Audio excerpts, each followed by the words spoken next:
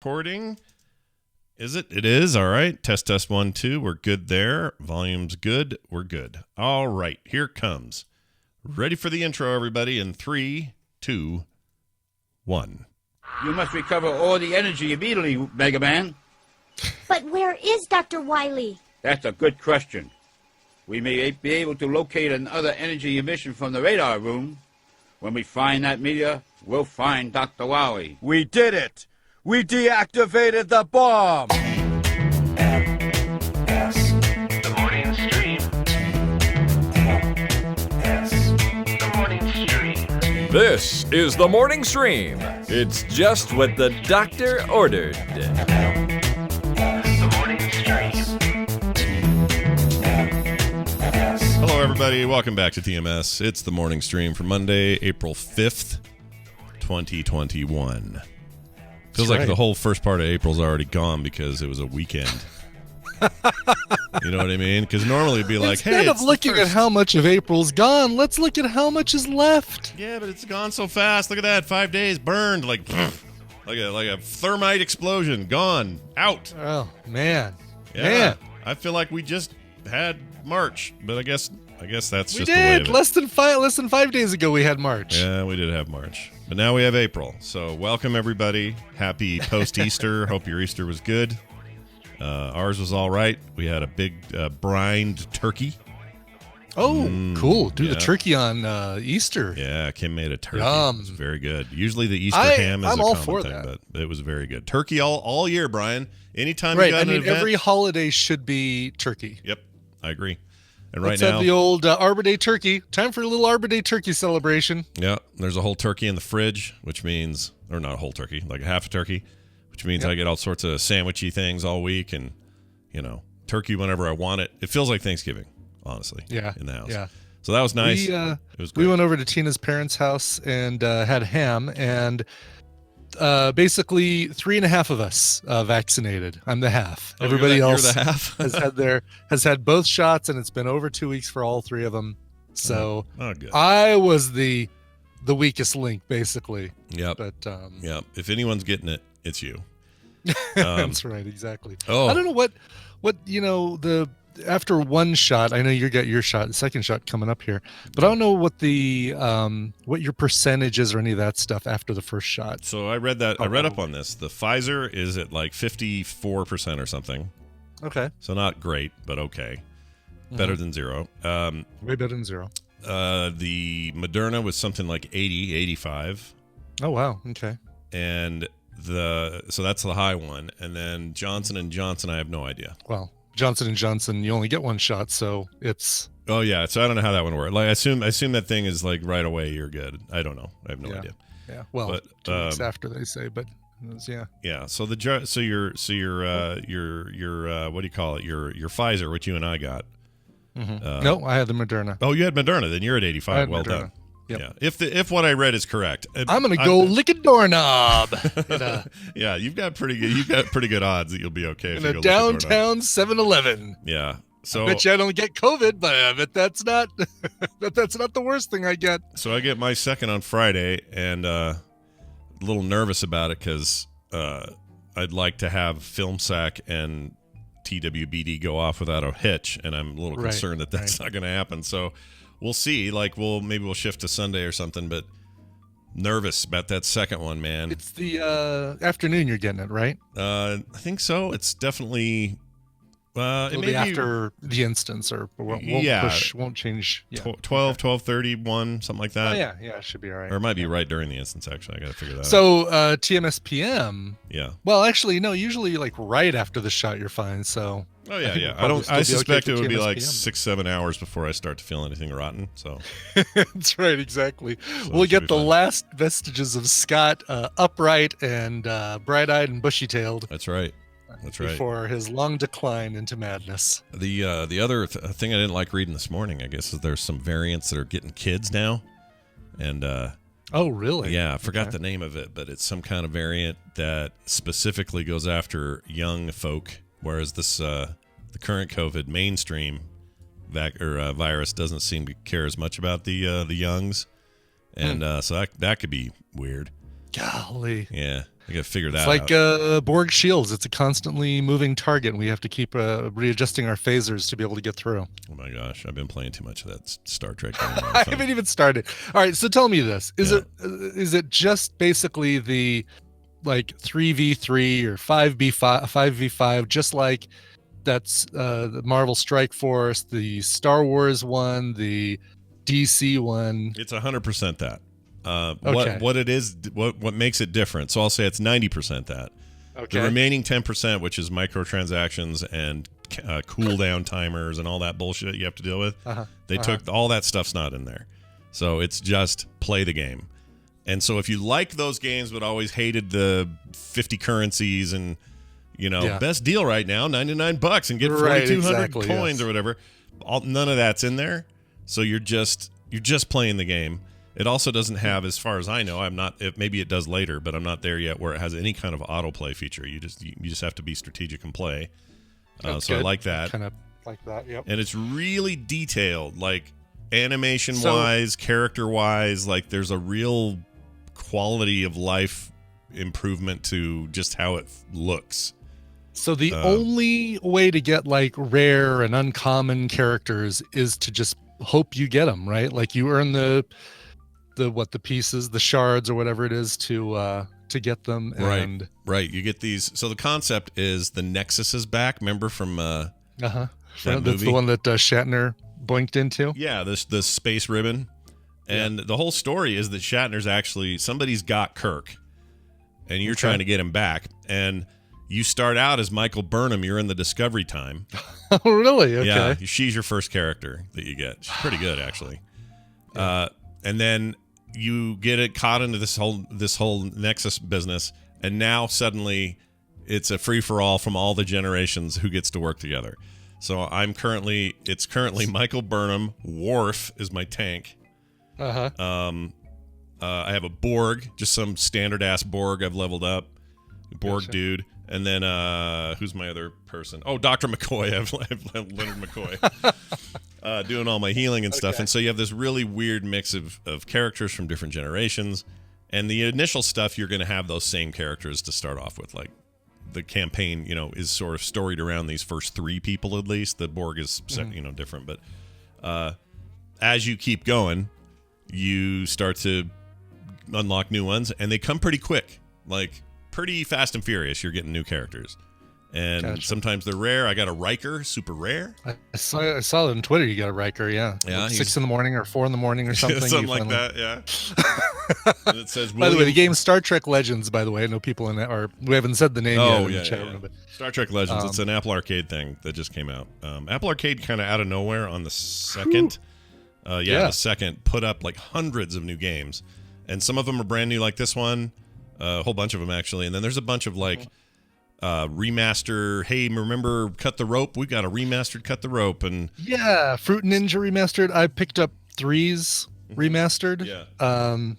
There's really nothing remastered about it. It's not like, better graphics on 3's. No, but it basically fills your whole screen now where it used to have the old exactly the old crop or whatever. Which I'm fine with that, actually. I was like, all right, good. I'm good with that. Yeah, and these were all apps that cost money before. Now they're just part of the service. So you just play them. But what I've always wanted, at least I think I've always wanted, one of these games where it's like 4-on-4, 5-on-5, whatever. Turn-based, RPG mechanics, level up your characters. Like, in theory, I'm all over that thing. In theory, I love it, but they're so mired in free-to-play garbage that it's always ruined it for me. I mean the free-to-play microtransaction. Yeah, that's what I mean. There's like anytime they're free-to-play, they're garbage because they have all that stuff in them. And I don't want that. I hate it. I hate that stuff. And it just ruins the entire experience. This thing is like a major brand, really polished, all the stuff you want on that side, and then on the other side, none of the poop. So I got really hooked on it because nothing's standing in my way. It's just like, play the game or don't play the game. You have a choice now. It's no longer play the game or spend money to extend timers or to have characters or buy packs or any of that. You don't do any of that. There's a store, but it's all in-game currency that you have to earn. So you can and Strike Force was like that. You could do a lot free to play. I mean, you'd still get the prompts every time you logged in. You get a little prompt that said, "Hey, if you want some such and such credits, you can pay this amount." But there was a lot of free to play. I finally got out of it, wrestled it, like basically broke free of the game this last weekend, and it wasn't because of the game itself. Like, I was ready to leave this game in March, early March, but I was managing an alliance, and because there's all of this stuff that requires a 24-person team. You've got wars, you've got PvP, you've got raids that have to be completed, stuff like that. That felt like a job to me, and I was like really getting tired of that job. So I quit. But B, me leaving meant that there was this big gap that needed to be filled, so we had to wait until there was another player that could come in there and fill that job. So they've been recruiting and trying to find someone who can step in and fill my spot while another player moved into the leadership role.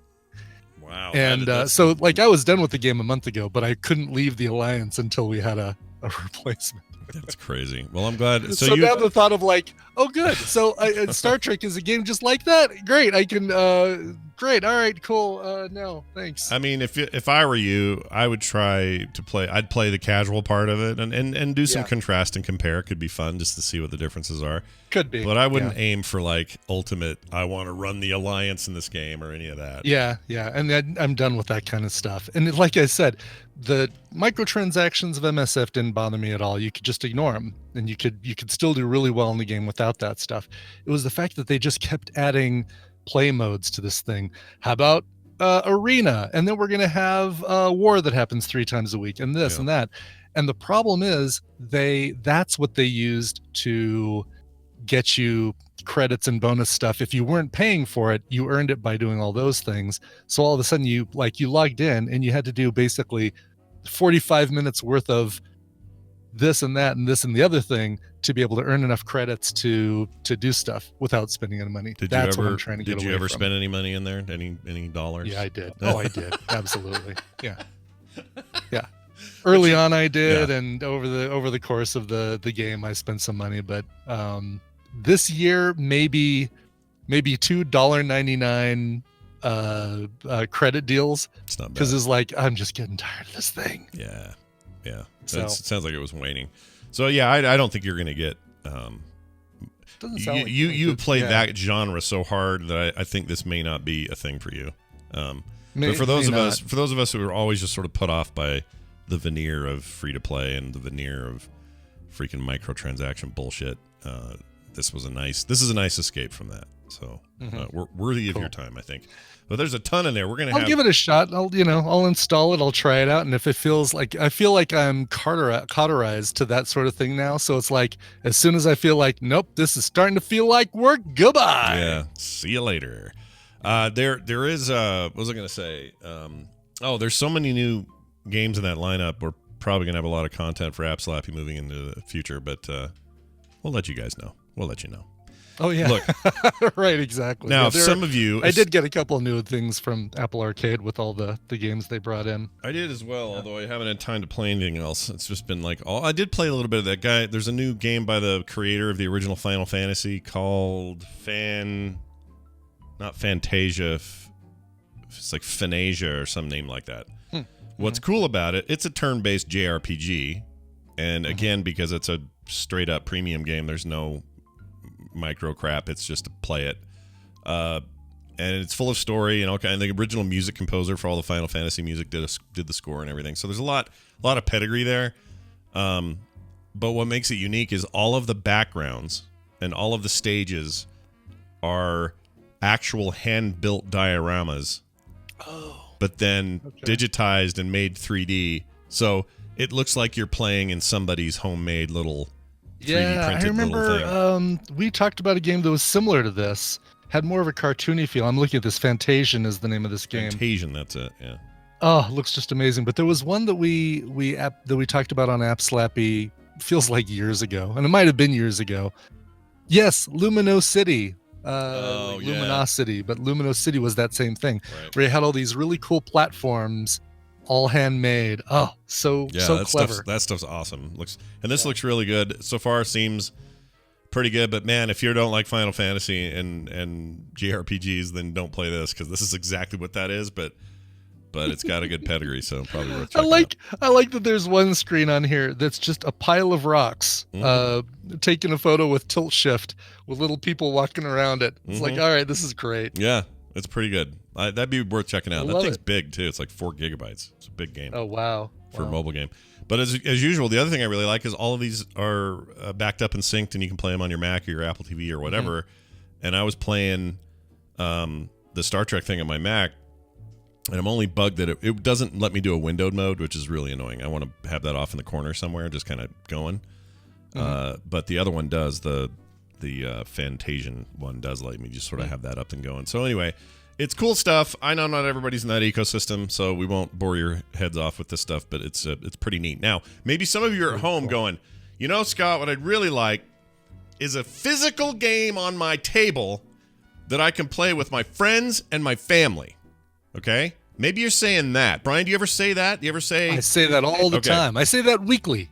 Okay, good. Scott. Good. Tell me you've got an answer for me, because I'm dying to find out I if there's some solution to this problem. Here's my solution to your problem and everyone's problem. Let's say you got a little family time, or you got some friends over, whatever it is, and you want to play a quick, easy to learn, fun, competitive card game to up to 4 people. Good news.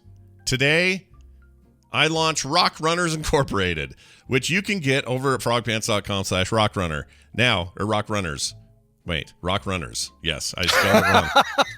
Not Rock Runner. Anyway, the Kickstarter happens today at 11 a.m. our time. So right after the show, basically, it will go live, and you can snag yourself a copy of this thing. The Kickstarter will run for 30 days. A ton of work has already been done on it. I've been picking at this for a couple of years now. And you'll even notice in the intro video, which is up, I put out the video by itself today on the, what do you call it, the freaking newsletter. And it lets you, that video will be weird because Van's like 3 months old in it. I know. So- Van looks like he wants to eat that box. He really wants to eat the box. We didn't let him eat the box, for the record. We didn't think that was good for an infant. Yeah. No, I didn't But get that's how long ago I was filming that demo, and been working at it forever. I'm really proud of it. I did everything from design the game itself to all the artwork, the packaging, everything. The whole thing is a little bit nerve-wracking because I've never done this before, and I'm finally glad to bring some sunlight to it. Part of the reason I didn't put it out in 2020 is it just felt weird during a pandemic to try to do a Kickstarter. I don't know why. Just kind of threw me off for a while. But I feel pretty good about people doing it now. trapped at home. Oh yeah, getting a game, yes, but yeah. launching a Kickstarter just felt weird. I don't know. Oh, I see. With all right, I get it. Like monetary struggles. Yeah, or people just are- feeling like, I don't know, like here I am with my hot new project, everybody. I know you're stuck at home and a bunch of you lost your jobs, and I just didn't want to be a dick. And it probably wouldn't have made me one. I don't know. I had a weird feeling about it, but I don't feel that way now. Things are opening up. We got spring. It's hopefully variants keep their distance and we all can move forward a little bit. As a result, you can get it today. So 11 o'clock today, head on over to frogpants.com/rockrunners. And there's a link right there to the Kickstarter. And like I said, a bunch of you who are signed up to the newsletter at frogpants.club, you already got it this morning, a link to it. So you're signed up to be notified when it goes live. That'll be today at 11. So watch for that. Very exciting. Very cool. Yeah. And all the rules will be there. You'll understand how it works, what it's based on. It's based on this ancient card game my parents taught me forever ago, and I took some of those ideas and built on those, and I don't know. Very excited. Sci-fi'd it up. Yep. Speaking of which, you played a little Gloomhaven over the weekend. I did, because we don't have a new card game to play. We played janky old Gloomhaven Jaws of the Lion. Jeez. And that thing that we were running into last week, I think I talked about this Monday morning last week, this session we had where we just couldn't complete a scenario. Yeah. We completed it this weekend, and it came right down to Tina being the last one standing. She's the healer, but she can do a little bit of damage, and basically she was just kiting the last enemy all around the map. Just tink, tink, tink, and then run, and then tink, tink, tink, and then run. Basically, we're all dead watching and just helping her play her cards. It's cooperative, so we're kind of saying, all right, I think you want to do that and stun him and then hit him with that thing. Yeah, you want to help each other in that case. Worked out really well. So Gloomhaven Jocelyn, still loving that thing. And if you've picked it up and you're stuck on scenario 4, which if you do a search online, at least Clark did a search online and found out that is the most difficult scenario in the game. Of like a 15 scenario game, scenario 4 is the beast. I would keep hearing that. It's like a steep curve up, right? Like it is, but yeah. then 5 is kind of a lot easier. So Weird. It's like a little mountain in the middle of a nice slow build. Yeah. Well, I will. We will see what happens. I'm very excited about actually finally cracking that game open and playing it. So Yeah, you really should. I think Tina's having a great time. I think Kim would love it. So her and the kids and. Yeah, we got it. We may as well play it. You've got it. Crack that Yep. box open. I know you've pushed all the pieces out, all the I did. attack and money pieces and stuff. It's satisfying getting all your chits out. It is. Yes, Push- pop them chits out. Yeah, pushing your chits out. Squeeze out a couple chits and play the damn game. That's what I say. All right, Dunaway's Speaking joining of us. playing a game, Yeah, we're gonna play a game today. Speaking of all these games, oh my gosh, it's all games all the time because we just like to entertain ourselves with games. And today's no different, so let's play this. Welcome to the show.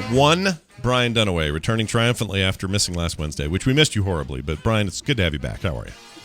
Oh, was it just one? Oh, hi, Scott and Brian. Oh, hi. Yeah, it was just one. hi, Brian. It was just No, I one. missed 2 of them. Did he? Wait. Yeah.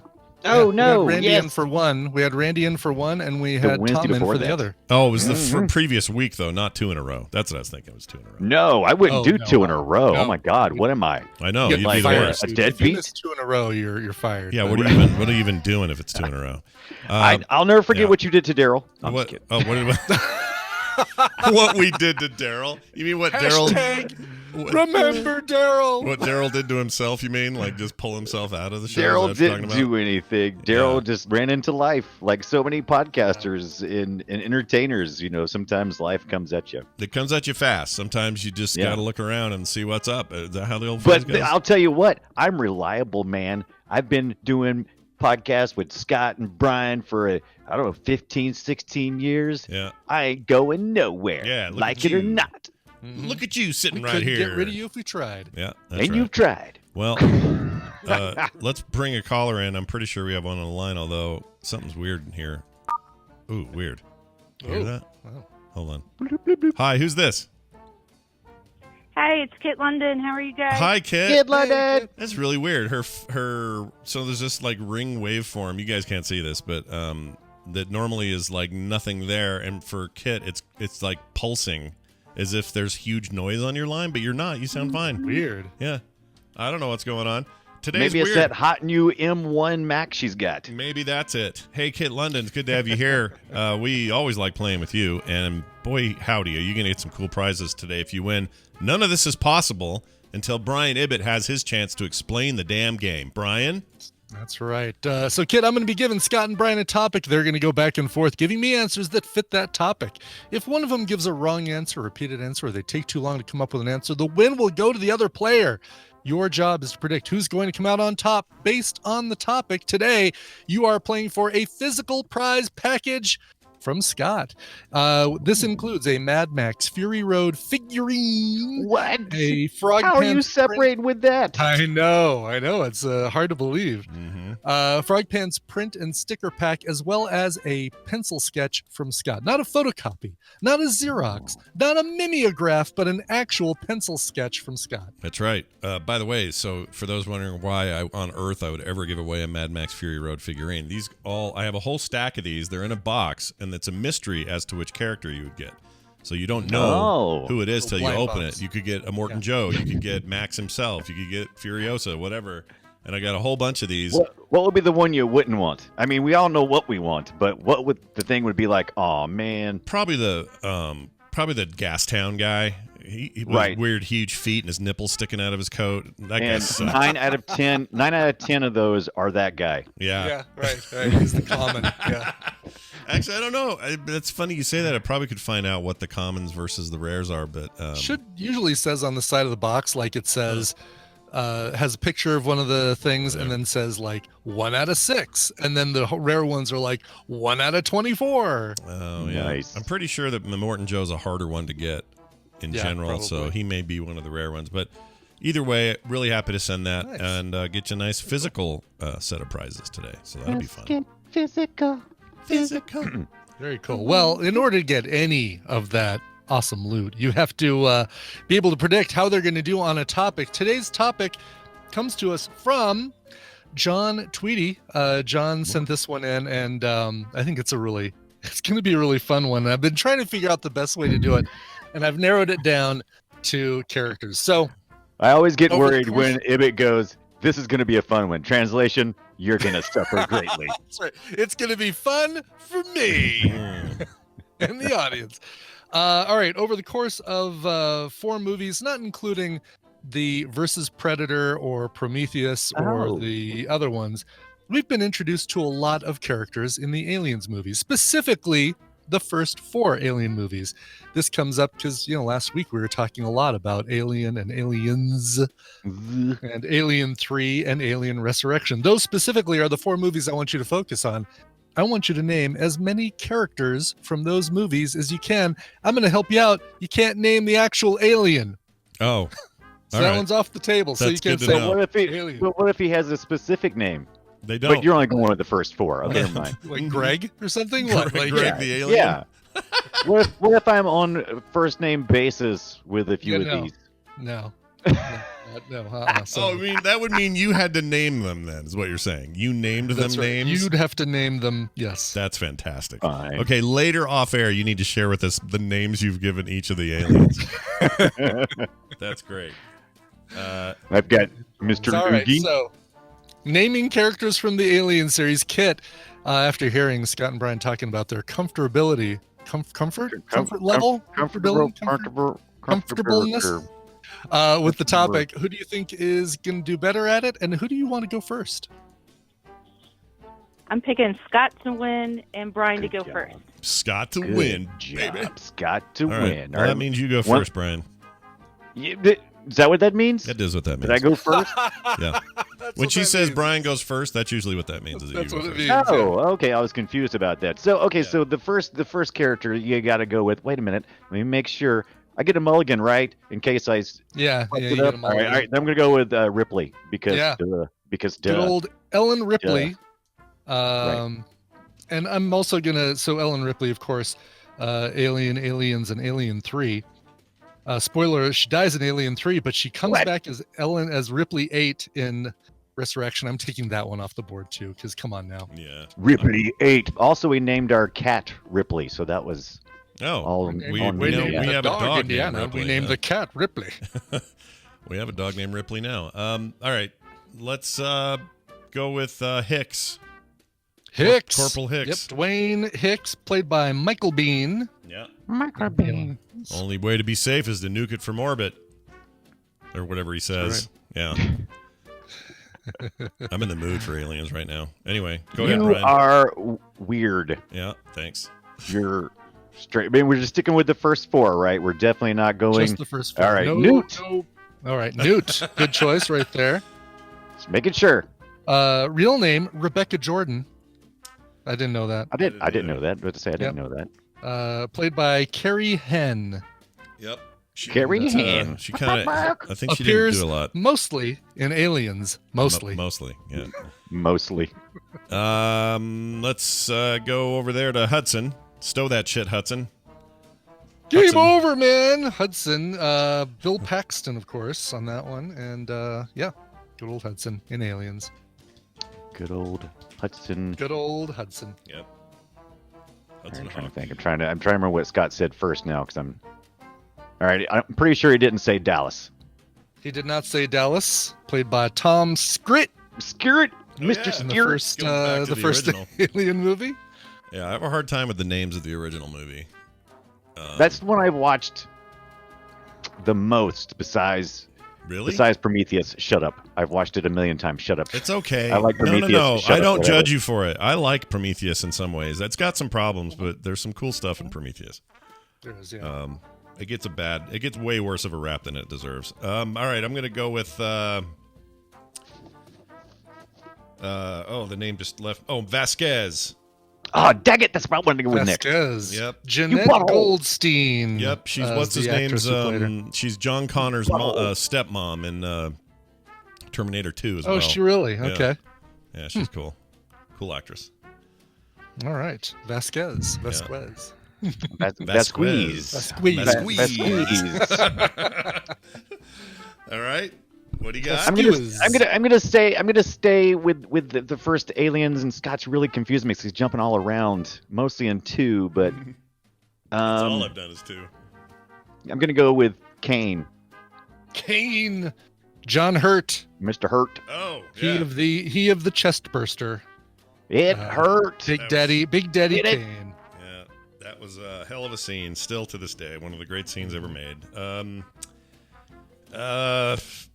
We'll stick with 3 for now, or 2, and well, we could do 3, I suppose. Bishop. I thought you said Bishop. Nope. Nope. No Bishop. Oh Bishop crap! is- I'm really in trouble then. Yes. All right. Bishop's so great. What a And great I character. will take Dang it! Bishop. Don't do it. I'm taking Bishop take it. 2 It's off a different the, character. Bishop takes. Brian's saying Bishop did. takes Bishop. That's Yes. a chess move. King takes Bishop off the board. So all the bishops are Oh. off. Son of a butthole. All your bishops Sorry. belong to Could Brian. have totally used that one.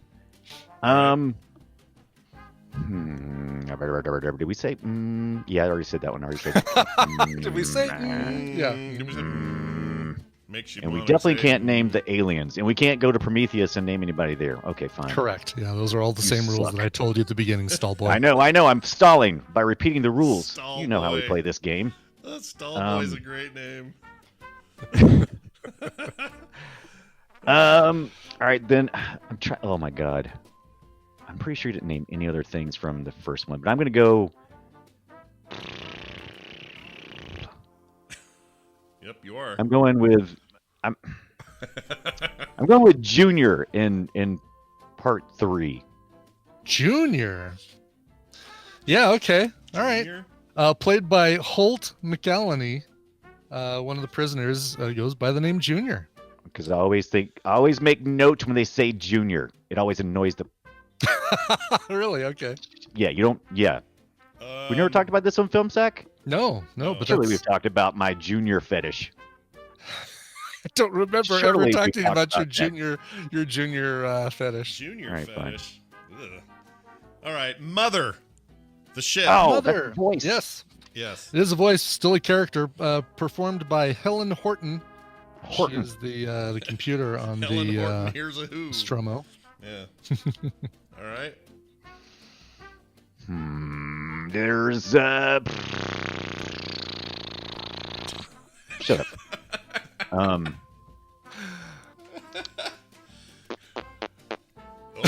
Okay. Get All right. I'm gonna call you Stall Out Boy from now on. Stall out, boy. right. Thank you. That'd be great. God, I just know there's some obvious ones I'm missing. They get so stupid in 3. Dude, 1, I've kind of 3's great. People piss on 3 all the time. I love it. It's a right, prison, and I can see the actors' faces, but I can't remember. prison planet, Ugh. man. It's one of my favorite backdrops is a prison planet. It's so cool. Right. All right. Charles S. Dutton. I'm just kidding. And the character he played? Dutton. Rock. He played Dutton. No, he did not. He Is did that not wait? Does play he get Dutton. a? He doesn't get a. You know, He mulligans, plays- right? No he mulligan plays- really in this one. I mean, Mm. you know. If this far in, I don't think you can give me a mulligan. Not to mention, I'm pretty much out. Right, I was gonna say I could give him a mulligan. He's gonna just come up with another Sutton. I bet it's Sutton. I meant Charles D. I meant Sutton. mutton. I meant mutton. I think I know his name.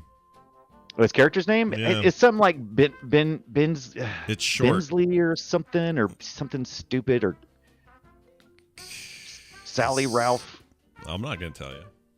Oh, I know you're not going to tell me. I've already guessed. My guess was Dutton. Is that it? Is that all you got?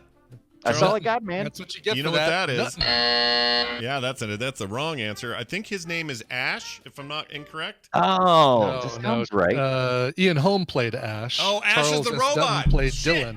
Ash was the robot. Yeah, Ian His Holm. name was Dylan. Dylan. Dutton's character was Dylan. Dylan, Okay, hold dadgummit, on. that's the reason. Was the cat called Jonesy? I knew it was a D something. That was called Jonesy. It's funny that wasn't on my list, but I would have accepted it. Jonesy. That would have been a good one. Yeah. Never go back for the cat. The other characters from the first movie could have said Lambert, Brett, Lambert, the sheepish lion. He was in and that? and Parker. Parker. And then Wait, Parker. Paul Reiser's character was Burke. Burke. Yep. Then there was totally remember. Apone, Gorman, Apone. Drake, Frost, Spunkmeyer, Drake. Crow, Spunkmeyer. Now I could have gotten Rosowski. Spunkmeyer. Yeah.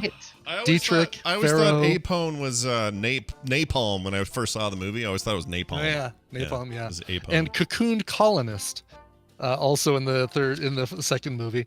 Oh, I didn't know we were going up with. It was on my list, so I would have taken it. Dylan, Clemens, Andrews, Aaron, David Postlethwaite, played by Pete Postlethwaite, which I think is really funny. That's He just hilarious, basically yeah. Gave himself the same name. Prison Planet, Go Like 3, Morse. right? Was that in 3? Prison Planet, yep. Yep. Boggs, Rains. We didn't even get to 4. We didn't even talk really about- get to 4. Oh my but- gosh! Why didn't but I? Oh, we can all remember actors, right? Winona Ryder, Ron That's my Perlman, problem. Yeah. Dan What- Hedaya. Would you have counted, what's his name? Bishop, but not as Bishop, but as the head of the corporation? I can't think of the name of the No, corporation. because it's Bishop too, and No, I mean, He- in the movie, he plays a live dude, non-robot in 3. in the credits, well, in this description, it says, "Is he the original human designer, or is he an android?" Bishop 2 arrives at the end, so Oh, it doesn't. So that's not it doesn't- canon, whether we know or not. it's not clarified. At least in this list, it's not clarified. I always assumed it was the real designer human, but I thought so too. Yeah. Wayland. Wait. Oh, so that would be always the Whatever his Prometheus name is, era, yeah. right? yeah, that would have been Prometheus. Yep. Oh, that was. Anyway, Yeah, that dude. all means that Kit London wins. Woo, Kit Man, London, you happy for freaking Kit won. London, sad for me. You know, she knows what horse Thank to you. back. Well done. Now, all you got to do to collect these winnings is send me an email, scott@frogpants.com. That's scott@frogpants.com, and I will send you your stuff post haste. Congratulations and well done. Thank you. And if you guys get a chance to play Nightmare Before Christmas Clue, it's super fun. Oh, is it good? And there's different Really? roles. Oh, I'll play that. The characters have special abilities, and you can die in this clue. Whoa, no Oh, way. that's cool. You See, they get- did that with Harry Potter too. Like they made Harry Potter Clue. You get all these extra abilities and features and stuff like that. It's so much better. So I'll totally try Nightmare Before Christmas Heck Clue. yeah. Yeah, I was close to winning, and if you pull entry cards, and if once there's 7 Pumpkin King cards on the board, if you pull the 8th one, you die. And Oh, then the man. 8th one keeps getting shuffled in the deck. So I was close to winning, and I died. I was like, no! Oh, that's great. I love I love when there's like a single rare card in a deck that F's everybody over. I think that's great. Oh, there might be one of those in my new game, Oh. Rock Runners. Wow. Ooh. Well, that's awesome. Congratulations, Kit. And I look forward to your email. We'll get this stuff right out to you. Brian Dunaway, look at you. You Hey, helped her win. I know. Look, okay. So here's my weakness. Go. It is military based movies that call everybody by their last name. I disregard every single name they say, unless they're stupid like Tex or Junior or something stupid like that. And Or I'm like, Tex Junior. got it. Yeah. But if it's like Parker or something, I'm not gonna remember that. Yeah. Not gonna remember. I don't know why I discard those. The second movie's a lot easier to remember all those names for some reason, and I can't remember anybody in the first movie's last name except Ripley I and think Dallas. the first one, I think they said the names more often. Well, plus you had the HUD, it's in my right? There was the head. HUD that had Yes. everybody's name with their little video camera. that helped a lot. Yeah, so you saw Yeah. their names all the damn time. I never even The thought of second that. movie. That's probably what I'm doing. My brain is.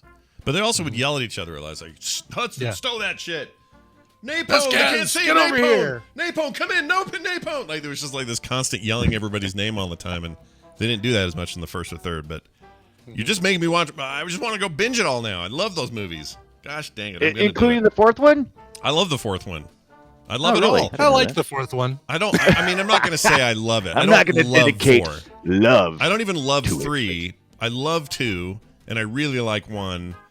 4 and 3 though just are fine. They're fine. They have moments of greatness and some other. It's fine. Proper alien movies need to come back. We need like a real return to form that isn't just this weird ethereal Prometheus stuff. Those are cool. They have their thing going, but it's not quite what we're looking for, is it? We want something more like Colonial Marines, like let's go to another planet and fight some shit and take on a bunch of aliens. Maybe it can't be done. Maybe we're done. Maybe the best is behind us. I don't know. But nonetheless. I think the problem is, I'm going to agree with you, Scott, but I'll tell you the problem. And it's the problem I had. They're doing a series. You know what? They've already answered this for us. They're making a series, and I'm stoked about it. Noah Hawley's making it. It's going to be great. Right. So all of my problems will go away. Yeah. I love the older movies, and I love them because they take their time with the characters. And it doesn't seem like we have time anymore for characters. Like I was watching Godzilla versus King Kong last night, and I kept thinking, man, it's just like we don't have time for characters anymore. It's just like, well, those movies got don't. Too many but you special don't effects. want them in that movie though. You don't want characters. Well, it's according to what you want. It's according to what you want, man. Right. I mean, but, well, if you want to make every- if you want to make a straight up, Godzilla remake, no, they never focused on that kind of stuff. But I mean, they also used to focus on, basically wrestling moves. That was what the old Godzillas were. It was like, get up, Godzilla, get up. You can't let him beat you, man. It was a bit he's of that. down. He's down. Oh, he's back up. Yeah. Well, this I this Kong versus Godzilla thing is as close as they've gotten to what I want, which is mindless, stupid robots. That's and funny because lizards fighting. That's what I want. It was actually it was a little step down for me from King of Monsters, which is the last one, and I felt like, even though that one had problems, I felt like it had more purpose. Well, I call it the Shia LaBeouf problem. Too many humans ruin Too your many Transformers. humans. It does have a ruins your human problem. Transformers. It ruins your Transformers movie, is what I'm saying. Right. So, but man, if you like the old ones where the kids get to run around and have their own side adventure, you will like this one. I enjoyed it. But I only enjoyed, like, every time there was too much talking, I'm like, all right, hurry up with your dumb story that I don't care about. Get back to this huge spectacle. That's what I want. I want this monkey. It was a spectacle, man. I want this monkey and this lizard fighting it out, and then I want the third giant metal lizard to come out and make things worse for everybody. No, spoiler. Oh, dude, you can't spoil a freaking Godzilla movie. I'm sorry. It's great. It's good fun. What? People should watch it. It's stupid and fun, and I loved it.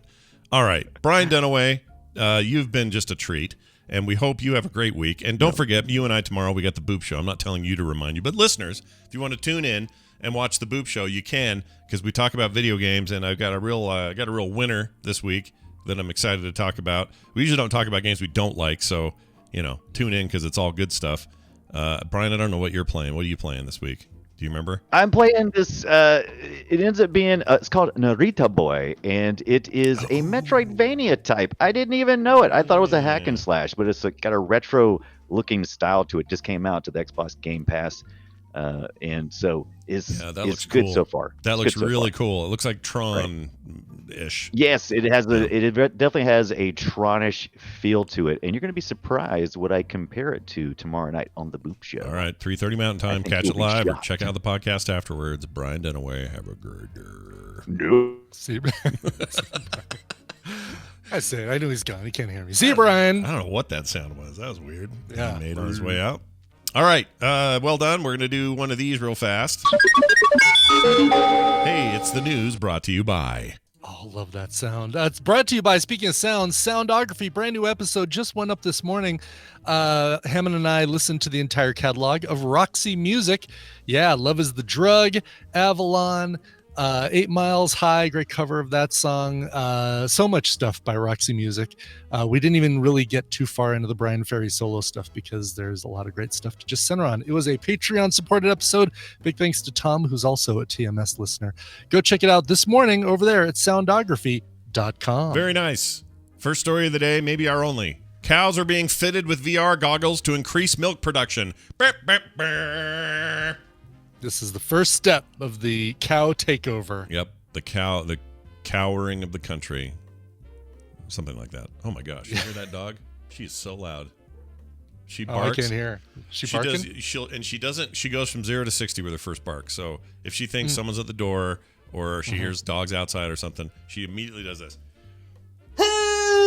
Like that. It's no growl and lead up or anything. Just right. straight to the business. Anyway, if you visit the Rus Moloko Dairy near a farm near Moscow in Russia, you may think you've arrived in a bizarre futuristic film set. Here, the cows supposedly roam around fitted with VR headsets.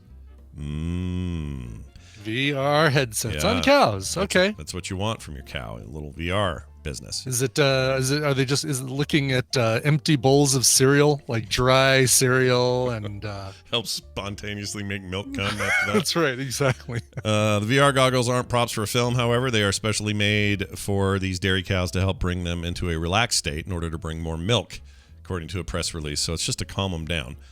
At least that's what they're supposed to be doing, according to the Moscow Ministry of Agriculture and Food. Doesn't quite roll off the tongue like FDA does, but whatever. That's the MMAF. It says, turns out there are some reasons to be skeptical. Many sources, including Interested Engineering, I don't know who that is, reported the pressing issue for declining milk production led experts in the IT world, as well as many industry leaders in milk production, to work together to find a high-tech solution. The solution was virtual reality. The cows watch a, quote, unique summer field simulation program. Okay, so that's how they get some beautiful, the Like Windows looking at XP, just, like the Windows slow XP motion. Yeah, okay. You know what I'm saying? Like, I don't even know if it's slow motion. It's just like straight up, just a pretty scene.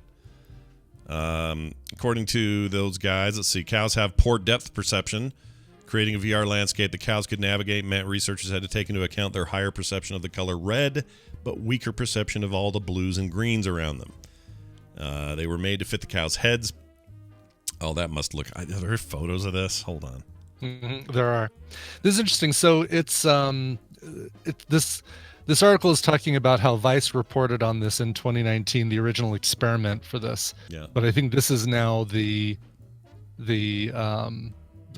expanding the VR headsets.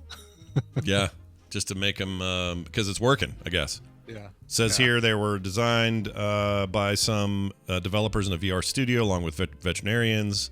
They did all this thing about structure of the cows' heads and how their eyes would work and that sort of thing. After wearing the headsets, experts reported that the cows displayed a decrease in anxiety and an increase in general mood of the herd.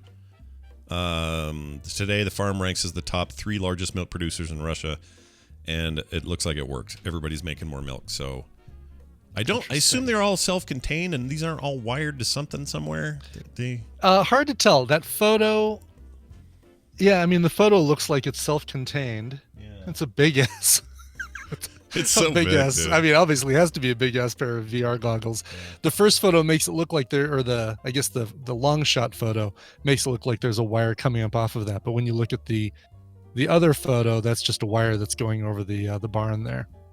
There is some skepticism, I guess. According to this article, a bunch of people don't believe this is working, so they're asking the researchers to provide more data. Their only answer was, where is it? They're promising a further comprehensive study, and then that's all they've said. So basically nobody trusts Russians, is what's happening there. Right. Do you think we'll get that study? No. Too much hassle. Listen, we have headset on cow. That is all that matters. You just walk away, pretend you didn't see us. You see milk? They're giving the milk. You take the milk. There's plenty of milk, and it's because the VR glasses. Look, I have whole bucket of milk. It is because of VR glasses. Give him his VR glasses. All right, that'll do it for today's news. We'll save everything else for tomorrow. But now we got to take a break. Bill will be here after that, and we'll spend some time with Steven after that. So come on back after this song presented by Brian Ibbett. Yeah, this is great. This is an artist named Scott Patton, and the first when I was listening to this, before I saw the name, before I saw who it was, First thing I thought is this the Violent Femmes? This guy has a Violent Femmes kind of sound to him. He totally does. I don't know why, but he does sound like Gordon Gano, lead vocalist for the Violent Femmes. This is the lead guitarist of a band called Chasing Colors. He's breaking out on his solo bit. His brand new album is called I Don't Want to Say Goodbye. This is the title track from his brand new album. Here is Scott Patton. I heard that this facility has a number of areas inaccessible to the regular researchers. What would you like me to say, Scott Johnson?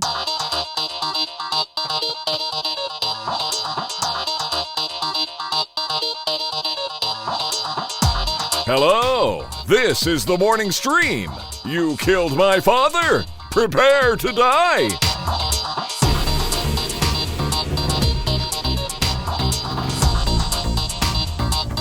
All right, we're back, everybody. Brian, that Once song again, Scott Patton, and Yep. the song is I Don't Want to Say Goodbye. Nice. We give you the full information here on the show. That's what we do. That's right. We may not give you the full song, but we give you the full information. Mm-hmm. Just kidding. That's just for the live people. Yeah, you live people, you don't get no music No. in the chat room. That sounded just like the Violent Femmes. Har, har, har. All right, hey, what do we got here? We got a little bit of this going on right here. Your bat cave's open there, Bill. Bill Duran joining us from his fine studios in somewhere around Seattle. We're not going to dox him or anything. What are you kidding? I don't want people going over there to his No. place, but he's there and he makes cool stuff and he comes on the show on Mondays and we talk about those cool things and how you might become a better maker your own selves. Hello, Bill, and welcome back. Hello. Good Oh, to be back. Also, happy birthday to you and your brother thank Rob. you. Nice job. Aw. The twins turned yet another year older and wiser, and good job on that.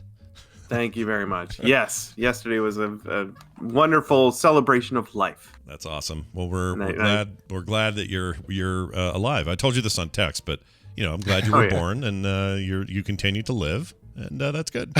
I appreciate it. Yeah. So happy you continue to live. Yeah, I want you to You keep did, living. man. Keep on living, dude. Anyway, Yeah, welcome. I Oh, was sorry. just going Go to ahead. say we celebrated by eating pizza and playing Valheim. So That seems like. Oh, I saw It was you a on really good there. time. I saw you on there last night with a whole bunch of people play that game. Obviously on my list. But, Oh, yeah. First name came up as Chinbeard. I'm like, oh, all right, that makes sense. He's still playing Yep. Valheim. Anyway, it's good to have you here. We're going to dive right in. Tell us what we are going to discuss this week in the world of the makers. Sure. We've talked a little bit, and I've shared some videos about restoration as a way of making, right? Fixing something or restoring it to its previous glory of some kind. And there's a ton of really cool restoration videos over on YouTube and everywhere on the internet. I would say there is some form of restoration video for everyone, and I'm sure I've only scratched the surface. But almost here are its some of the whole- restoration videos I like. It's almost its own genre over there. It feels like, yeah. And there's subgenres too, man. It's deep. Yeah. So tool restoration, always a good time. There's tons of tool restoration out there. People will take like an old wrench that's rusty and clean it up, or they'll also take a 150-year-old printing press and fix that up too, and then use it. Ooh. So much fun. Yeah. Vintage toys, like yeah. old metal Matchbox Tonka cars. trucks. Yeah. Oh my goodness, so many Matchbox cars restorations out there. Old video game consoles, they're starting to age, let me tell you. And that gray plastic It's so- everyone used. Mm-hmm. Oh, Nice makes and me feel yellow old now. talking about old video game consoles. Mhm. Yeah. Yeah, like the Nintendo Game Boy. Yeah, that old Watch plastic gray is now a horrible yellow for everybody. Yeah. Yeah, and they figured out how to fix it. They've all figured it out with hydrogen peroxide and UV light and some other stuff. They That's can awesome. fix it. It's really astonishing to see a yellow Super Nintendo return to its former color. It's really cool. I'll bet. Oh, yeah, there's Vehicles, oh my goodness, you could dip into so many holes. There's so many vehicle restorations. Watches, like mechanical watches. Oh, sure. Or even paintings, like artwork. You can watch people restore artwork. It's so satisfying to see the varnish come off and all the little. They're so careful with little Q-tips and everything. And then they put a new coat of varnish on it. It looks amazing. It's just, trust me, if you if you have a thing you're into, then there's probably someone making a video restoring that thing, and I recommend you go look for it. Are there any like base rules? Like, let's say you've got an old Game Boy, and you're like, man, this thing's gross. I gotta do a bunch of acid from the batteries in there. There's like all these other corrosive whatever. Do you need the video, or should you explore some and go, well, I know what to do. I'm gonna dig in here and dig it out and clean this and clean that, and then maybe you have to look up how to restore the original color of the casing or whatever, but the rest of it, couldn't you just sort of, I don't know, start taking it apart and going for it, or would you not recommend that? From what I've seen, it's possible to purchase replacement parts for a lot of these old consoles. There are people making replacement buttons and screens and all sorts of stuff. Also, they made a lot of them, and they're not rare. So I would recommend, if you're going to restore a Game Boy, right? Yeah. Buy a few of them. They're not expensive. And tinker, have fun with it. Tear it apart, see what makes it tick. Mm-hmm. You could even, and there's a project I'm going to talk about in a second, but you could even buy several of them to extract enough good parts to make one good one, if you wanted to go with all original parts. Because the goal isn't always that they're in perfectly functioning order. Sometimes it's just, I want this to look right? Yeah, and I've seen that with a lot of the tool restoration. I mean, the tool restoration usually it ends up being functional in the end, but people will decide whether or not they want to restore it to look like the original and use all original parts, or they'll decide if they want to fancy it up a little bit, Sometimes those old tools weren't perfectly chromed, but some of the people restoring them are like, nope, I'm going to shine it so it's perfectly reflective and mirror finish.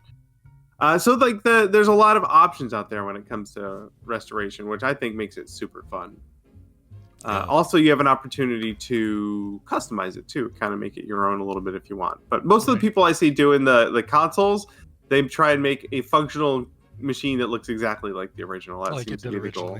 Yeah. I do like the ones where they take something old and make it work, but also make it look like the newest version of that console, like taking an old PlayStation 1 and making it look like a PlayStation 5 or something along those lines. I'm trying to think of a real example, but what if you took all the guts out of a PlayStation 1 and took all the guts out of a PlayStation 5 and put the PlayStation 1 guts in the 5? Yeah, you could totally do that. I think you'd have to take two PlayStation 1s and fit the guts in, because there's got to be a reason the PlayStation 5 is as massive as it is. Yeah. So when I was a teenager, we did a really cool restoration with my dad. When he was in his 20s, he had a 1960s Volvo P1800 sports car. And when he was in his 40s and I was in my teens, he wanted one of those cars. He wanted to restore it. So he went and found one pretty good one and a couple of okay ones to use as donor cars. And we completely rebuilt that car. Me and my twin brother mostly, and my dad. Our little brother helped a bit, but he wasn't as excited. My twin brother and I were of driving age, so we were very excited. Oh, yeah. You cared by default. You were into it. Oh, yeah. So we did everything. We took every single part off of the car until it was just a frame. We stripped the paint off of everything, off of the car, off of all of the parts, got rid of all the rust. We repainted everything. We had the car repainted. We had the engine rebuilt, the bumpers re-chromed, the leather seats reupholstered. And we assembled it all again using original parts, which I wanted to put a CD player in it, but Dad was like, no, we're putting an original radio in it, even though it sucks.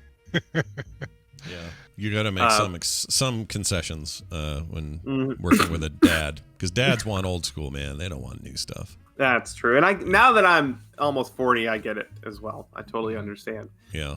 And it looks amazing, and he still has the car. He's had it for more than 20 years now, and it still looks and runs amazing. And here's the fun thing. This is funny now, not funny at the time, but it was a great experience for a teenager. It was a lot of hard work. We learned a lot about mechanics and how cars work. We learned how to do everything the right way. We didn't hurry with this thing, which I think was really important. Now, I have a twin brother, and we were both working on this car, and we were both 16 or 17 years old at the time. And we were both fighting over who was going to get to take the car to the prom, right? Mhm. It's a 2-seater car. Can't bring 4 people. Only 2 people can go in this tiny little car. Joke was on us, though, because when the car was finished, just in time for the prom, by the way, car was finished, Dad had to go and get insurance out of it because it was an older car that we restored. He could get classic car insurance, which is really cheap because they expect you're not going to risk doing any funny business with your classic car. You're going to drive it safely, and you're probably not going to drive it much. Not much. You're going to keep it in the garage. It's never ever. Sure, gonna you take it out for the occasional show you get invited to, and it's part of one of those street car shows or whatever, and then you put it nicely tucked away in your garage again, and with a cover on it and everything. Yeah. Sure. Now the problem is that the insurance company knew that my dad had 2 teenage twin boys, and they made him sign something saying that in no uncertain terms would he ever let his teenage boys drive that car. Yeah. And he had to sign that before they would give him the cheap insurance. And my dad was like, I'm sorry, I'm not buying good insurance so that you can drive the car. So we weren't even allowed to drive it. Oh, Neither of us man. took it to the prom. Well, even that, I was going to say, if one of you got to take it to the prom, then you go, all right, which one of you decided to roofie the other one and then pretend to be your brother because you both Right. look Well, the you same. just tell everybody you know that it was you driving. He tells everybody that he knows that it was him driving, and nobody's none the wiser. Yeah. No one will know. The photos all look the same. That's Yeah, no one's going to know. Either way, we didn't get to drive it. I have since driven it since I'm a grown up now and I'm allowed to drive cars. And it's cool. It is really cool. I will say it's a tiny little car. Your butt cheeks are about 6 inches off the ground, which means your forehead is bumper level with every other car out there, which is a little disconcerting, but it is still a really cool little car to drive around. Yeah, that's awesome. Stick shift. You have to put lead in the gas. Like you have to add lead to it. Oh my gosh, in the gas mix? Wow. Yeah, you have a lead additive because that's what cars used back then. Yeah, those cars were leaded, man. Oh, Leaded yeah. gas. Because you used to be able to, I mean, up to a point, you could buy leaded gas still, and unleaded was still like this new fandangled thing, but not now. Like, you can't go just buy a gallon of leaded gas, as far as I know. Right. You have to, Isn't it weird that it's still advertised that way, though? Yeah, That's like, unleaded. it's like selling a new house and advertising it as asbestos free, right? Right. Yeah, that is really weird now that you say it. I went and got gas yesterday, and I'm like, wait a minute, unleaded. Of course it is. Just call it gas at this point. Yeah. Instead, it's like premium unleaded and whatever those other things you're getting ripped off are. Anyway, ultra, ultra premium. Well, that's awesome. I only get it if it has the word ultra. Well, I'm all about the restoration stuff. I'm not very good at it myself, but this is something my dad was really super into, and so it's kind of satisfying. I was just watching a video of somebody restoring a Corvette, and the first thing they did was pressure wash this thing.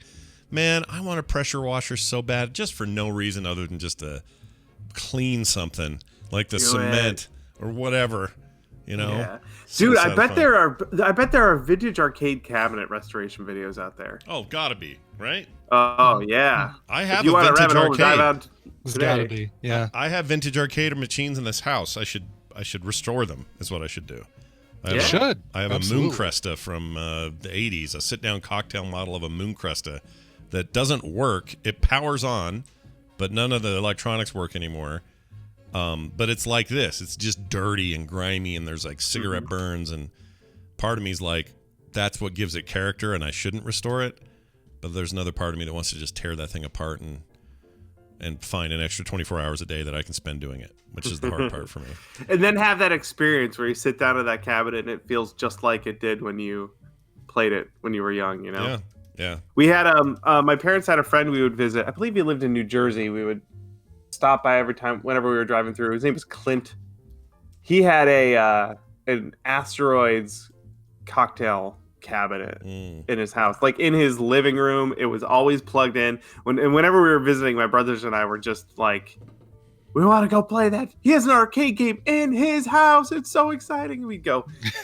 Is that a Simpsons game? Yeah, Man, I found a video of game. somebody's restoring one of that old Simpsons co-op beat 'em up game. Yeah, the one with 4, right? The big wide one. It's kind of like the X-Men one, right? Yes. Where it's Yeah. super wide with all the. And this joystick board it has seen some stuff in its lifetime. Oh my goodness! Holy yeah, crap.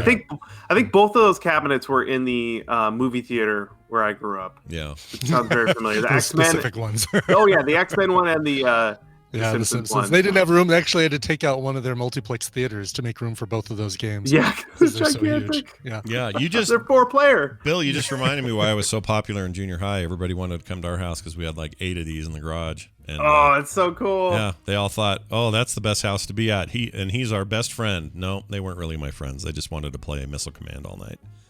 Well, I wasn't very good friends with Clint either. I just wanted to play his Asteroids. Yeah, machine. see, I've somehow He was I also in feel- his 40s. Yeah. So Oh, this game we still didn't works. have a lot to talk about. This is the cool thing. This guy's Simpsons cabinet looks like the board and the ROMs and stuff. Even the CRT still work. Oh, There's no way that's really how big the screen was. That looks so tiny compared to the frame. Pretty sure that's correct. But Wow, it's the big bezel. We had such weird expectations back then of like that seemed huge to us. I know. But really it was like what, a 14, 16, 17 inch CRT, and now that sounds ridiculous. But we were used to what we were used to, man. All right, well, this is great. Restoration Nation, baby. Everybody get out there and restore something. Bonus links this week. You got anything cool for our audience? Oh yeah. So there's a channel called Stuff Made Here.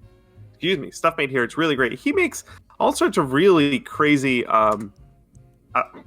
computer-controlled things, like CNC type things. He made a CNC hair cutter. A little weird. What?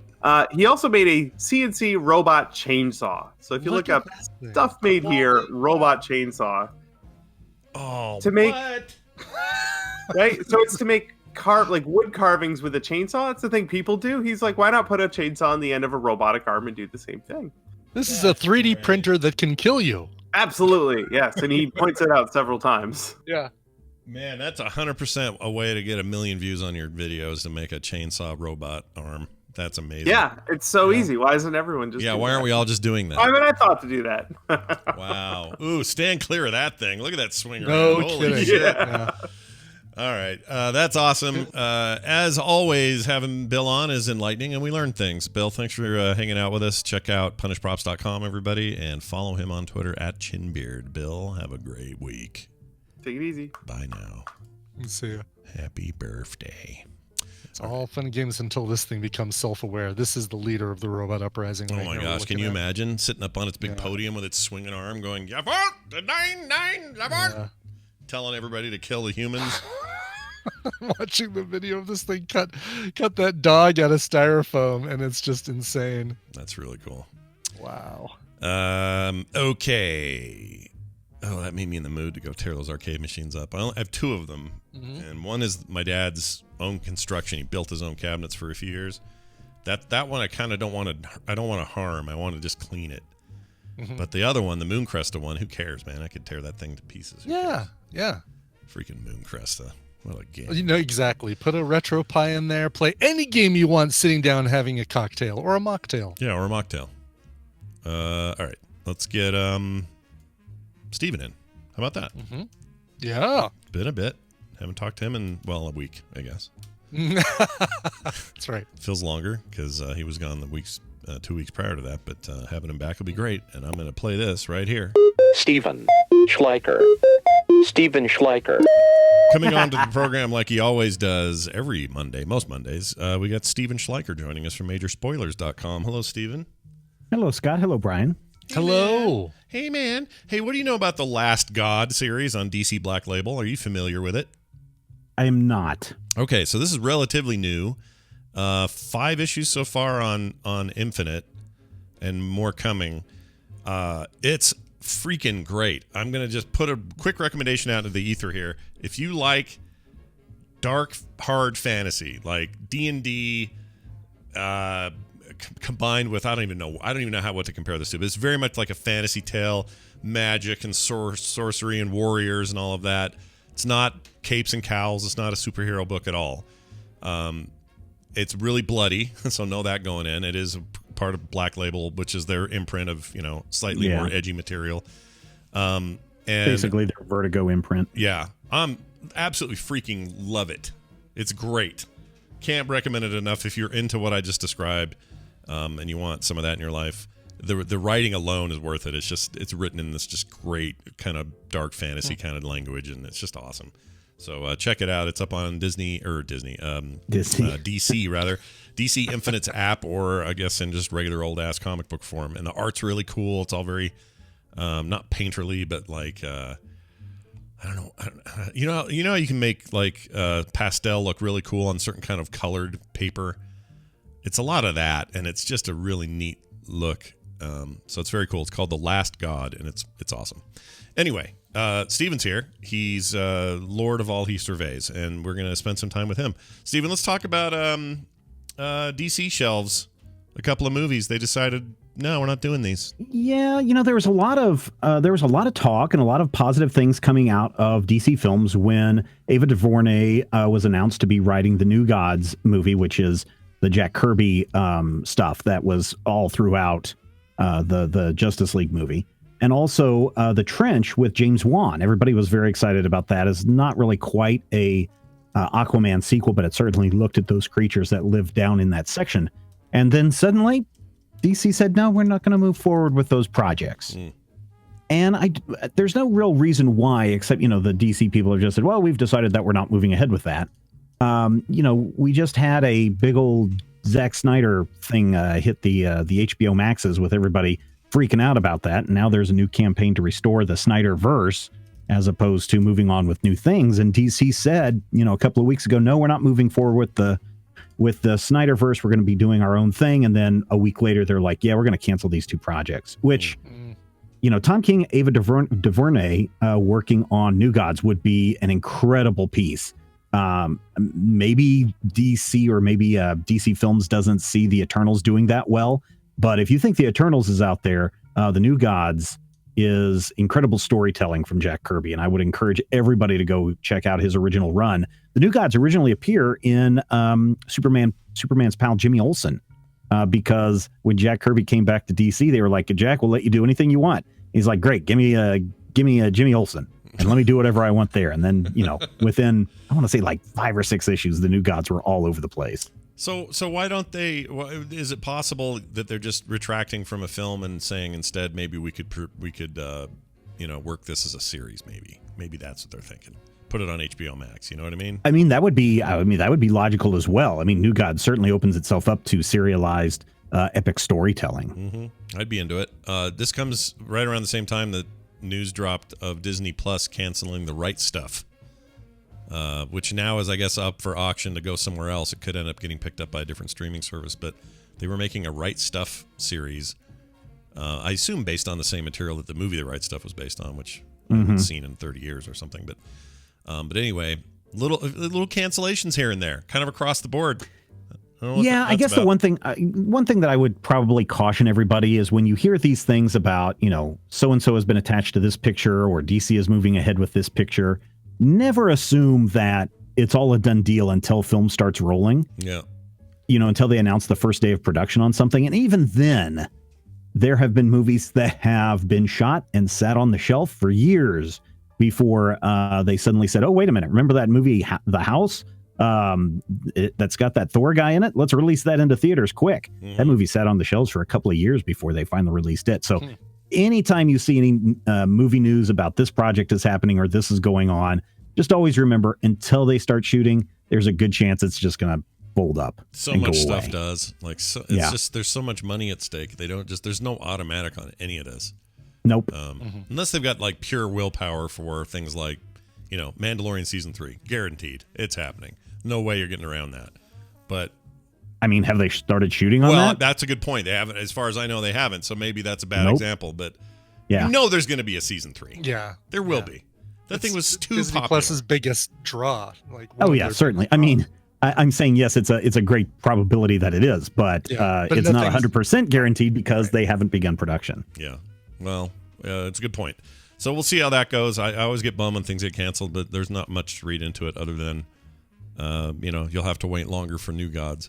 And then you got to be, sometimes things are miraculous, like how the Doom Patrol even exists in live action form is beyond me. Like, why? Who in their right mind thought that was a good idea? And it turns out it was a great idea. Guardians of the Galaxy, same thing. It's like, I cannot believe you guys made this and made it so great. So, as as often as something gets canceled, there are those that squeak in, and we should be glad for what we have, is what I'm saying. Okay. Yeah, well, keep in mind with Doom Patrol and Titans and those, we need something to fill this streaming service. So let's find some projects that we think are pretty good and move forward with those. So that's the only reason why those got moved ahead, is because they needed a slot to fill. Well, it's another day, which means it's another record-breaking sale of Superman Action Comics #1. This one's really fascinating. This was a 3.0 CGC graded, which this is one where a company verifies it, they seal it up in plastic, and then they sell it. 3.0 is not very good. No, it's not. But here's the thing: of the Superman #1 issues, there are not very many comics that are graded higher than 3.0 that are in circulation. Right. There's a couple of 8.0s.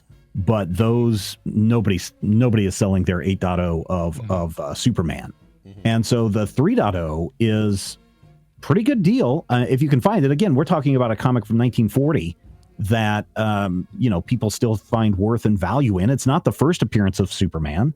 It kind of retells a lot of the stuff that was already in Action Comics #1, but somebody thought that, hey, let me spend $310,000 on this thing at auction a couple of weeks ago.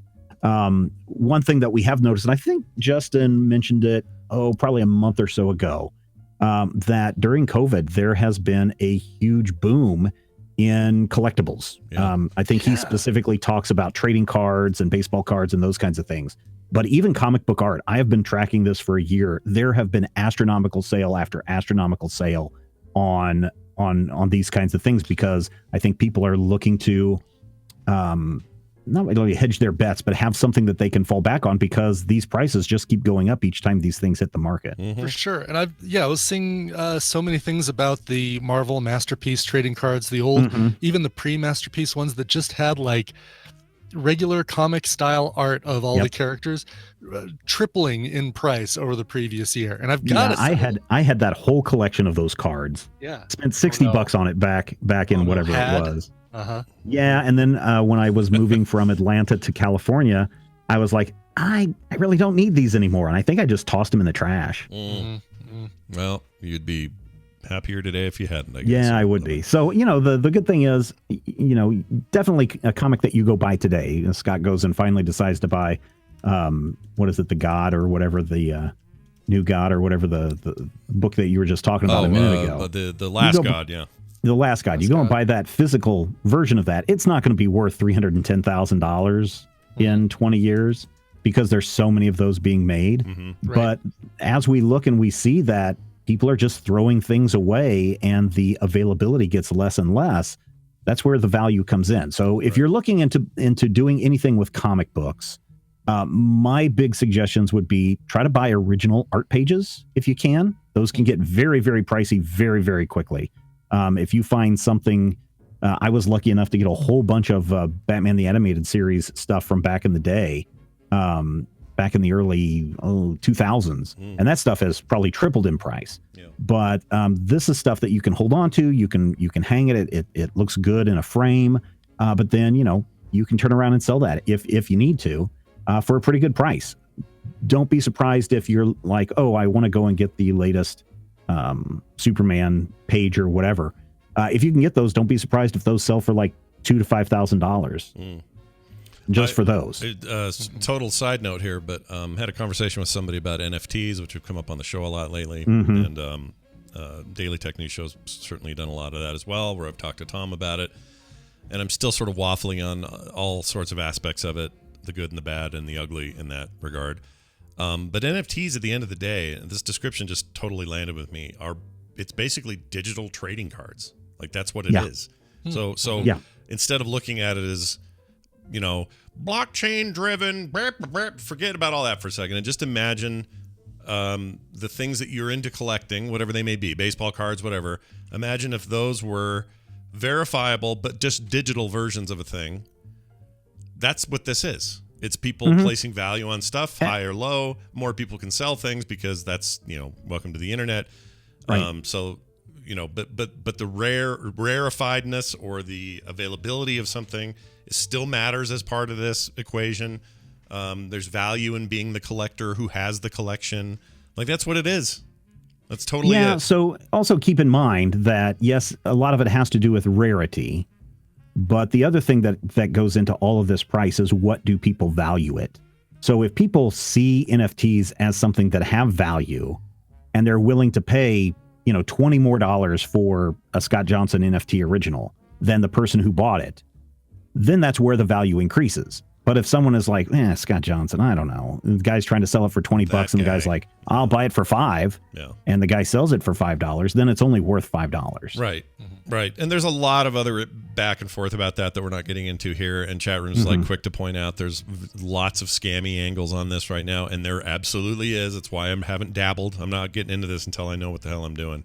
But it's all very pyramidy and weird right now. But the essence of it is the thing that drives people to spend their Ethereum is digital trading cards. It's kind of what it is. No, I mean, it is really. I mean, remember when, what was his name? Martin Shkreli bought that Wu-Tang album that was the only thing that was available. Yeah. It's essentially the same thing as that. Mm-hmm. It is. I mean, there's obviously I think you should do a morning stream show that is an NFT that you sell, and nobody else can listen to it except for the person who has that NFT audio file. Well, and that's the problem. It turns out to be Martin Shkreli, though.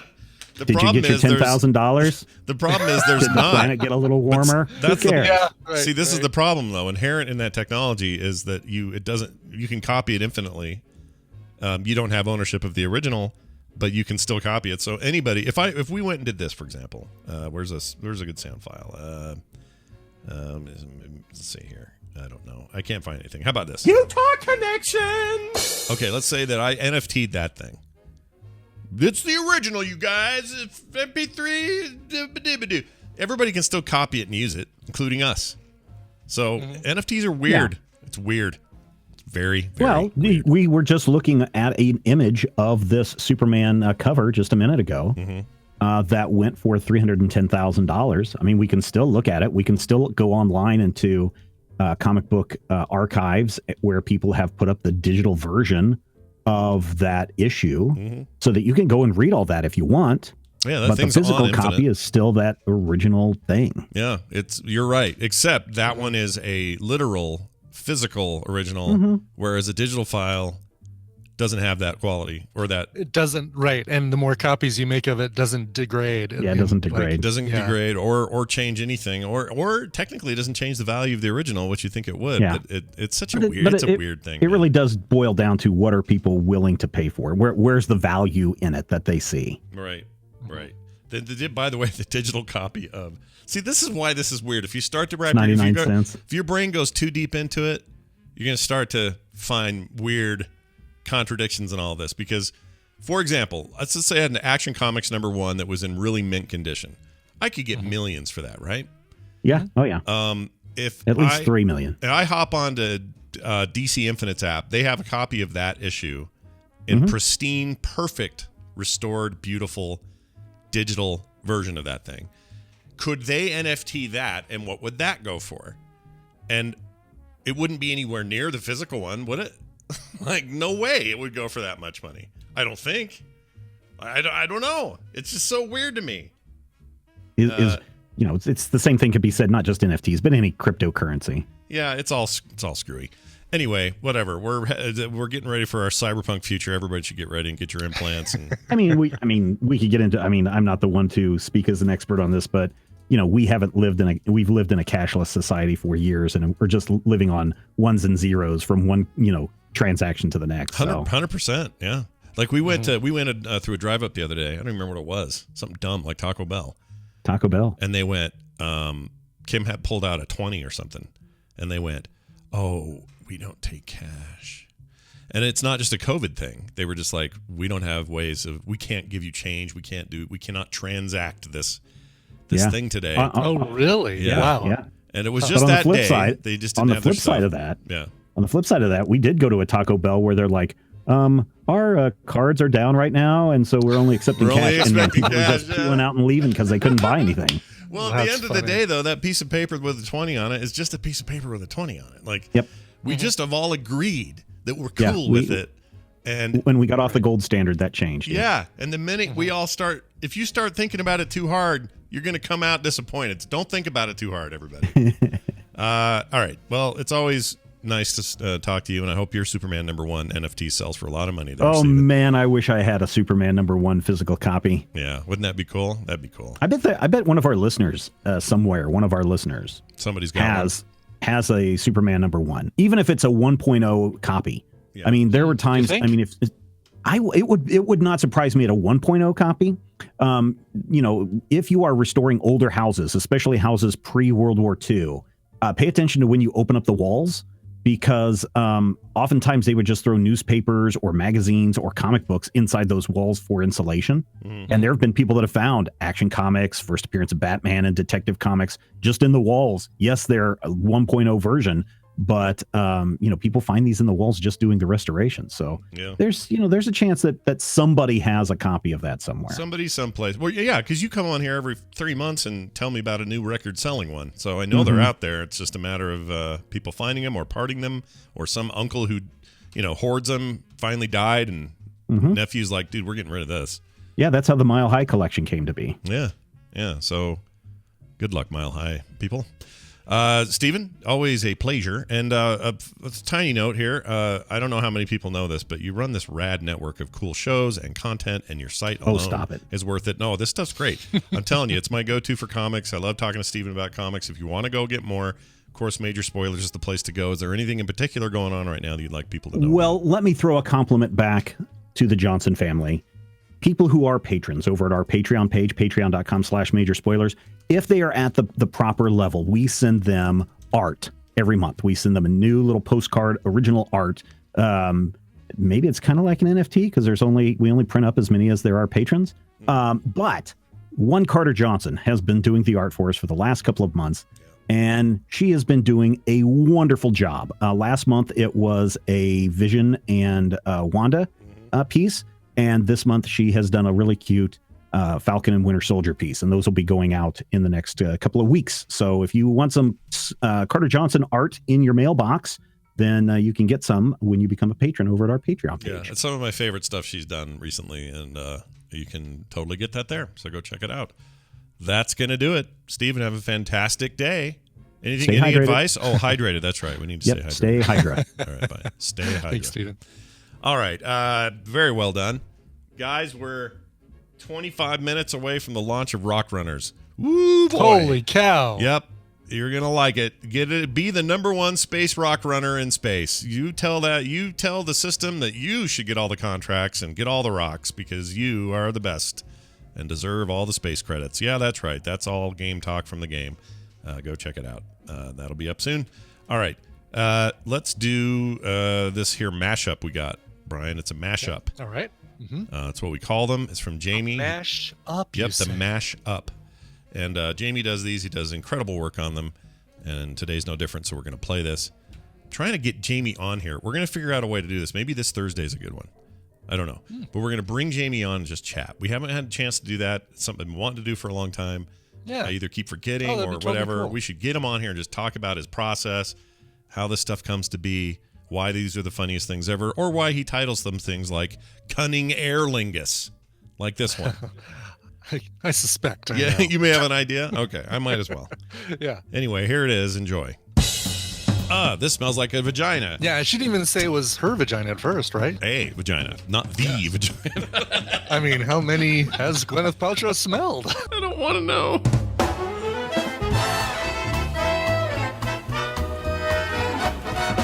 Hi, I'm a cat. Hi, kitty. And I sleep right there. Hey, kitty, why are you so shitty? They have three Or if they sensitive hit him, areas. They like- show Brian's rear teeth, his crotch, and his eyeball. All up on photos up there. Don't touch my In sensitive that order. areas. Yeah, in Yes. that order. Teeth, crotch, eyeball. Nailed it. Yes. So I'm going to start doing pigs. So that's cool. I like a pig. You like a good pig? I like a good pig. I do like a good pig. Yeah, so that's a thing. It's the dude from Father Ted, but not Father Ted. Oh, the other That's guy. right. I think- The younger, the guy that's trying to be, he's like the young vicar trying to learn the ropes. Alden. The actor name is Alden something. Alden O'Flaherty.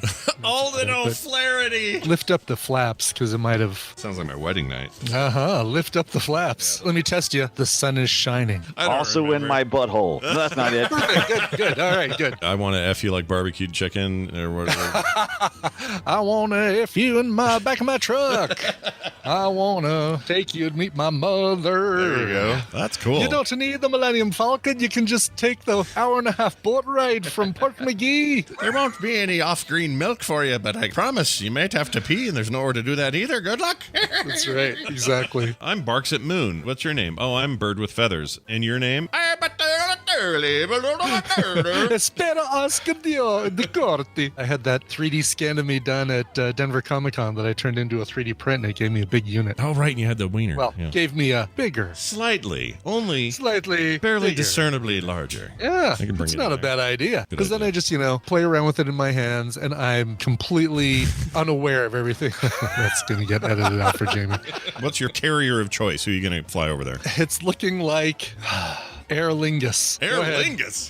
Go ahead. What? That's a thing? It's Aer Lingus. What is Aer Lingus? I've never They're heard of that very airline. cunning. They're a very cunning airline provider, Yeah. and I hear it's a stimulating ride, though. that's right. That's right. It's your freaking airline you got to use for Ireland. Yeah, much to Tina's chagrin, we are not flying Aer Lingus. Oh.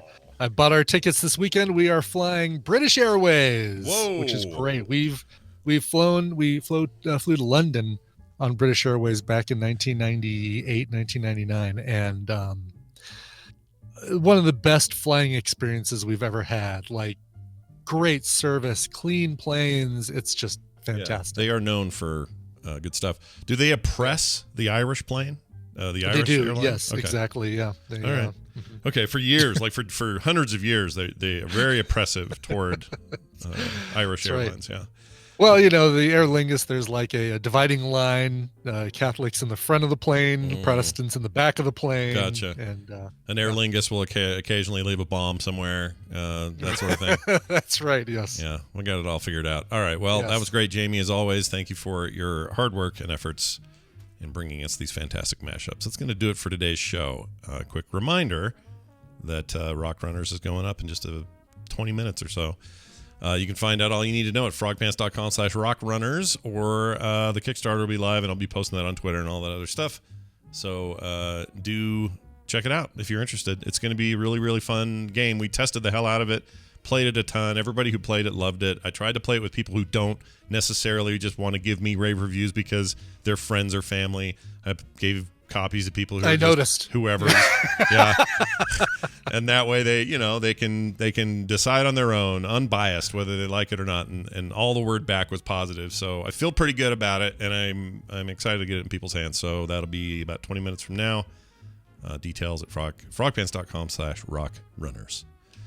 Okay, Brian. Okay, Scott.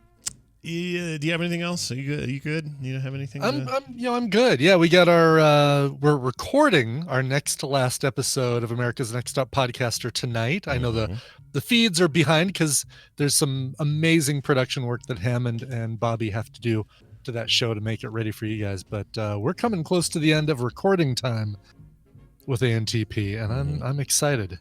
I got sent something from Bobby for you. You did. You got links for the. No. This is something different, separate. Oh, really? Okay. Yeah. Let me see if I can find this real quick. Yep, here it is. I'm going to play it for you. He said, Okay. I'm just going to yes, leave all this right. sound of Brian laughing during ANTP right here, he says. I'm not saying you should do anything with it, but, if it ended up on TMS one day, ... he says. Yeah, right. So here it I've heard is. this. Enjoy. That's a pretty good laugh. Yeah, I'll use that for stuff. Anyway, thanks, Bobby, for thinking of it. Yes. All right, let's... I don't even remember the context of what made me throw that laugh out. But I don't either. He didn't even give any, but hey, do I need any? No is the answer. I trying do to not. sound like Al Pacino or Rock Out of Podcasting. I don't know what the deal was. It's pretty good. All right. So something that I enjoy doing every once in a while when I don't have new requests, hint, hint, if you've got a birthday or an anniversary in April you want to celebrate with a cover on the show, please let me know. Email or just go to frogpants.com/TMS. You'll find the form to do requests right there. Yep. We got a lot of openings here in April, so do something about it. Oh, happy birthday to my daughter today. I was going to do a whole thing and I forgot. Oh, which one? Taylor, my oldest. She just turned Oh my gosh. She turns 27 today. Wow. Oh my God. What the hell, dude? No, that's not right. Hold on. 26, 27. 27. That's bananas. All right. Anyway, sorry. I hadn't quite dealt with that yet. That's well, nuts. she should have sent in a request. Yeah. Her loss. Yeah. But Leslie Victorine, Logan's mom Leslie, sent in an email 1 year ago saying, "Oh, you should play this on any Monday morning coming up in the near future when you don't have a specific request, because Billy Joe Armstrong of Green Day is doing this new thing where during this little short pandemic that we're going to go through, he's releasing new covers every Monday." And has it only been a year? Feels like a decade since Billy Joe Armstrong did that. Here's what's cool. He did this for several months, three months maybe, and then he put out an album collecting all of those covers, and it's so good. It was called No Fun Mondays, and one of the first covers he did, the third cover he did, as a matter of fact, was this one, a cover of the song that was performed by the Bangles but written by a guy named Christopher. We all know now that was Prince. Here is the song Manic Monday by Billy Joe Armstrong. Very nice. All right, we'll be back tomorrow with a brand new show. Please come back then, won't you? This show is part of the Frog Pants Network. Frog Pants Network. Get more shows like this at frogpants.com. That's a great shake, Neb Joel and his men. Oh, geez. Oh, is that Brian Dunaway again? Did you just play a second